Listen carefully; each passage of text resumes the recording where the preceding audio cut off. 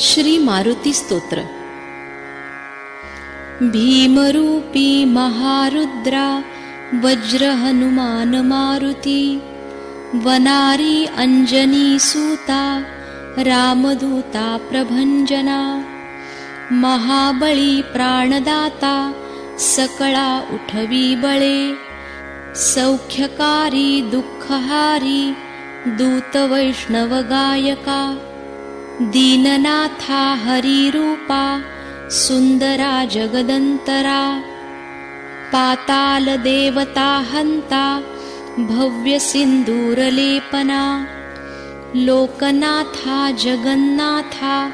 प्राणनाथा पुरातना, पुण्यवंता पुण्यशीला पावना परितोषका, ध्वजांगे उचली बाहो आवेशे लोटला पुढे, काळाग्नी काळरुद्राग्नी देखता कापती भये,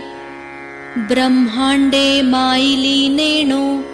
आवळे दंतपंगती, नेत्राग्नी चालती ज्वाळा भ्रुकुटी ताठिल्या भये, पुच्छते मुरडिले माथा किरीटी कुंडले बरी, सुवर्ण कटिका सोटी घंटा किंकिणी नागरा, ठकारे पर्वता ऐसा नेटका सडपातळू, चपलांग पाहता मोठे महाविद्युल्लते परी, कोटीच्या कोटी उड्डाणे झेपावे उत्तरेकडे, मंद्राद्री सारखा द्रोणू क्रोधे उत्पाटिला बळे, आणिला मागुती नेला आला गेला मनोगती, मनासी टाकिले मागे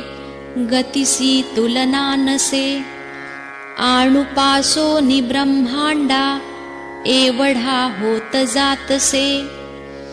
तयासी तुलना कोठे मेरु मंदार धाकुटे,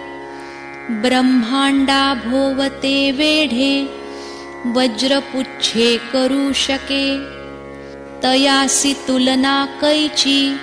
ब्रह्मांडी पाहता नसे, आरक्त देखिले डोळा ग्रासिले सूर्यमंडळा, वाढता वाढता वाढे भेदिले शून्यमंडळा, धनधान्य पशुवृद्धी पुत्रपौत्र समस्तहि, पावती रूप विद्यादि स्तोत्रपाठे करूनिया,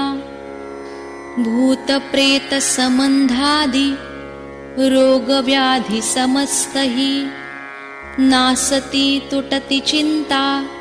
आनंदे भीमदर्शने, हे धरा पंधरा श्लोकी लाभली शोभली बरी, दृढदेहो निस्संदेहो संख्या चंद्रकला गुणे, रामदासी अग्रगण्यू कपिकुळासी मंडणू, रामरूपी अंतरात्मा दर्शने दोषनासती, इति श्री रामदासकृतं संकटनिरसनं, श्री मारुति स्तोत्रं संपूर्णम्। साक्षात् श्री आदिशक्ति माताजी श्री निर्मला देव्यै नमो नमः।